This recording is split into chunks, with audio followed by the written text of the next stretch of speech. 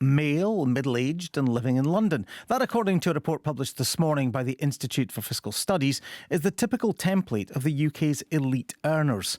The study focuses on the top 1% of this country's taxpayers. That's anyone earning more than £160,000 per annum. Well, speaking earlier on this programme, the Institute's Robert Joyce told us women are still woefully underrepresented. About 83% of the top 1% are male. That's slightly less overrepresentation of men than there used to be, but only slightly. It used to be that 12% were women. Now it is, as I say, 17%. Still very much concentrated in the southeast corner of the UK, and that's actually increased a little bit over time.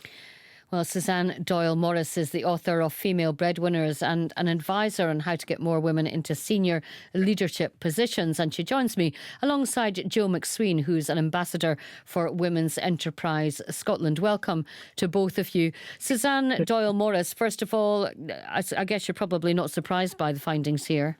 Not hugely, but dismayed all the same. Yeah. Joe McSween? Hello. Yes, disappointed but not surprised.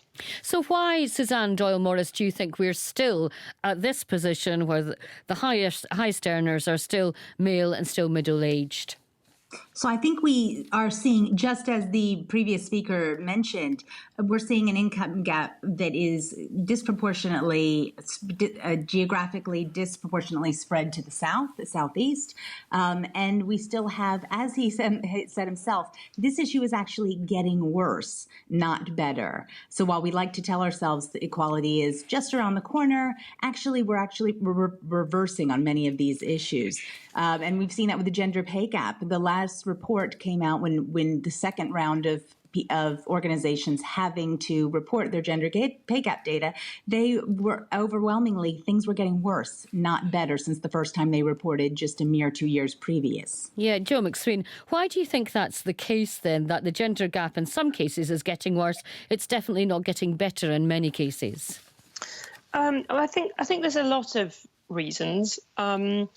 And I think it's not because there isn't a lot of female talent out there. I think, for example, things like a lack of flexible working doesn't help. So if you were to stand outside, say, the school gates and speak to women that are taking career breaks, a lot of them would like to be working. However, there's not enough employers willing to look at more flexible hours or indeed term time working. So all of these women are out of the workforce when they would like to be in. That then lessens their earning capability and indeed what they're able to put away into a pension. Because when you look at this report, where the differences in gender really start to pull away is during the childbearing and rearing age, and also when people are increasingly caring for elderly relatives. And whether we like it or not, women still take on a disproportionate amount of that care work. Yeah, Suzanne Doyle-Morris, I think you were agreeing during what Joe was saying there.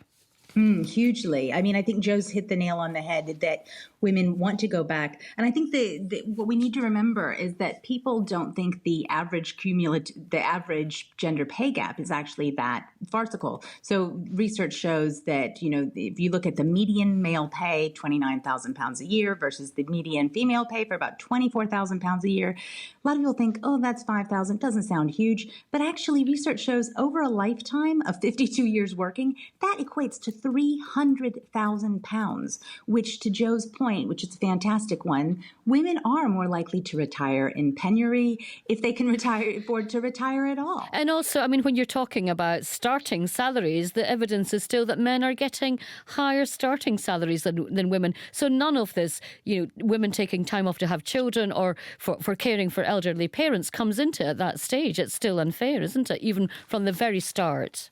From the very start. So I think what essentially we need to be worried about this, because while these issues of the top earners doesn't seem to affect probably myself, but also so many people listening, it seems like an elite issue. It is actually it's a microcosm of what's going on and the economic value we put on women's work more widely up and down the scale. This is an issue that, Yeah, just let me bring in finally Joe McSween again. If you had, one, on your list of what you would like to change, what would you say then, Joe McSween, to make things a bit fairer?